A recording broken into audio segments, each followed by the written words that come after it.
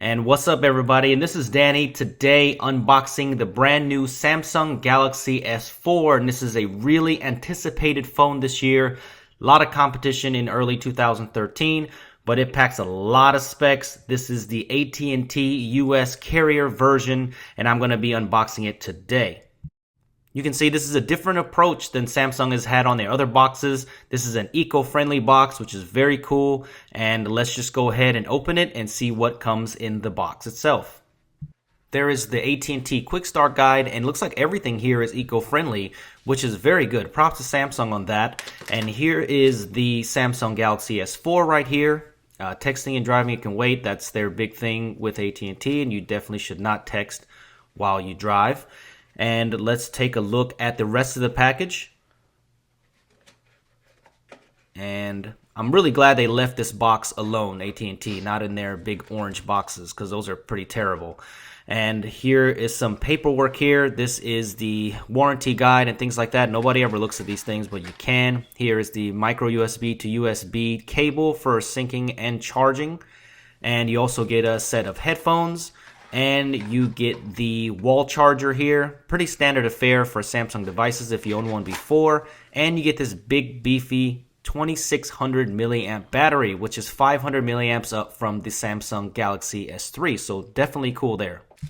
So let's go ahead and take this battery and remove the back on this, and let's put the battery in. But first, let's take a look at some of the stuff that's on the back. You can see there's a single speaker there, a micro SD card slot, and a micro SIM card slot. And that's awesome. You get to use 64 gigabytes of expanded storage for very cheap, and it comes in either 16, 32, or 64 gig internal as well. And this is the 16 gigabyte model that was released so far. The 32 gigabyte is supposed to be released later on AT&T. It all depends on your carrier.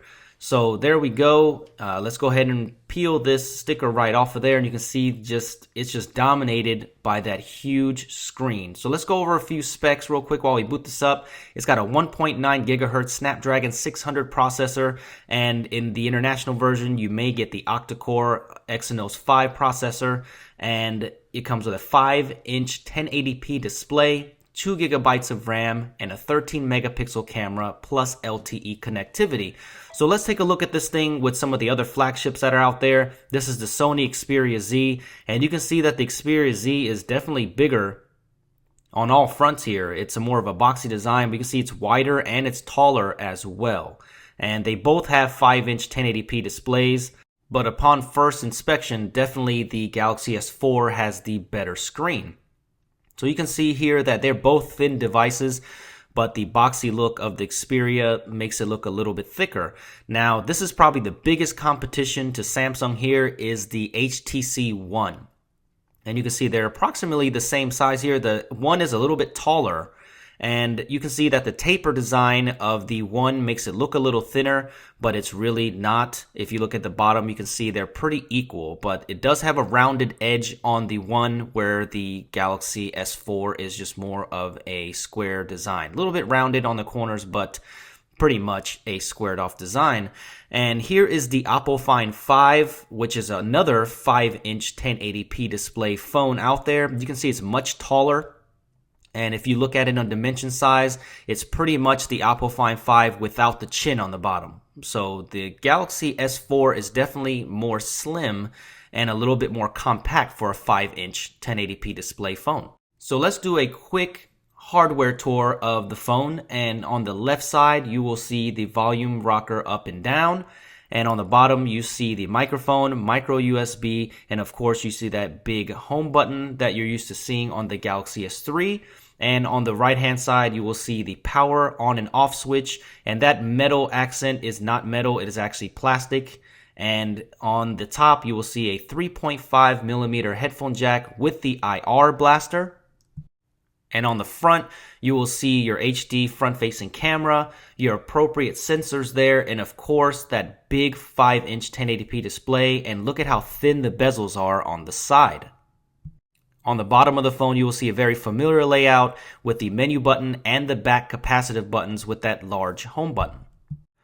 On the bottom, you will see that single speaker with the rear-facing design, and on the plastic, you can see it's a little bit different there. They still have that same hyper glaze finish on the back, and it feels very smooth, but there is a texture design inside the plastic there. Kind of how like LG was doing it with the Optimus line, but it looks textured on here, it looks ruggedized, but it's completely smooth. You cannot feel this on the plastic whatsoever.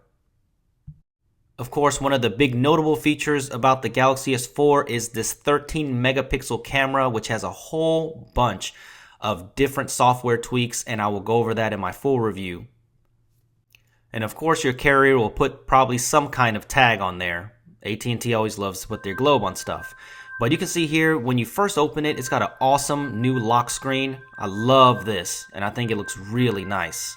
And they had their little water thing before, but it's definitely not as cool as that. So you can see upon inspection, this screen is amazing. It looks really clear. Of course, you got some oversaturated colors because this is a Super AMOLED screen, but man, it looks good. I have it on full brightness right now, and it looks plenty bright. It looks brighter than the S3, and it just looks really, really sharp. And you do see that you get a little bit of bloatware from AT&T, so it depends on your carrier. So you do get AT&T stuff on there, but actually not a whole lot. But you can see how good the viewing angles are on this. Very amazing. I mean, look at that. You're not really losing much here looking at it from different sides. Really, really good viewing angles on this 1080p display. So on their software front, you can see that it doesn't look much different when you pull down the notification shade. You do have the quick toggles here, but much more now since this is running Android 4.2.2, which is the latest version of Android at the making of this video. So big props to Samsung for doing that. I think this is the only phone that comes with Android 4.2 besides the Nexus right now. And I really like how they have the tabular thing with the menu. It definitely makes it a lot easier to get around, and you can see right here that 4.2.2 is on board. So very good. Thank you, Samsung, for actually putting 4.2 on your new flagship device. That is definitely a big deal. But it seems very responsive so far. I'll definitely go over that more in my full review. Touch response seems really good, and I do like some of these new icons here. And I'll definitely go over all that, but it's definitely a familiar experience if you have used the Galaxy S3 before. It's very, very similar. So the camera is probably one of the biggest things that this phone has gotten press-wise, and it's definitely well-deserved. And you can see here all these different modes here: sports, panorama, HDR, animated photo, drama. It's got a whole bunch of different features, and I'll definitely go over that in my full review. A lot of this is ported over from their Galaxy camera, which is very good, and I love to see more software features on any phone, so that's great. And also there is a feature where you can get a dual shot, which is very nice, and it's the toggles right up there where you can use the front facing and rear facing camera at the same time. You can do this on still pictures and on video, and you can see there's a whole bunch of different effects that you can put on there. You can actually move that around as well, resize it, so you can see that there's a bunch of different things, fisheye, and you can also do a split view. All right. There's also new gestures for you to use your screen without touching it, like this, where you can hover over to web browse, and you can also do this while viewing pictures. So I guess if you had some cruddy hands while you're cooking or something like that, then you can kind of just swipe over. Pretty cool. I don't know how practical these things are, but I'll let you know in my full review, but definitely a cool trick that you can show off to your friends. So what do you think? Are you going to get a Galaxy S4 on your respective carrier or SIM-free? Or are you going to get something like the HTC One? Let me know what you want to see in the full review. Leave them in the comments below. Follow me on Twitter at SuperScientific and let me know what you want to see in the full review. Thank you for watching.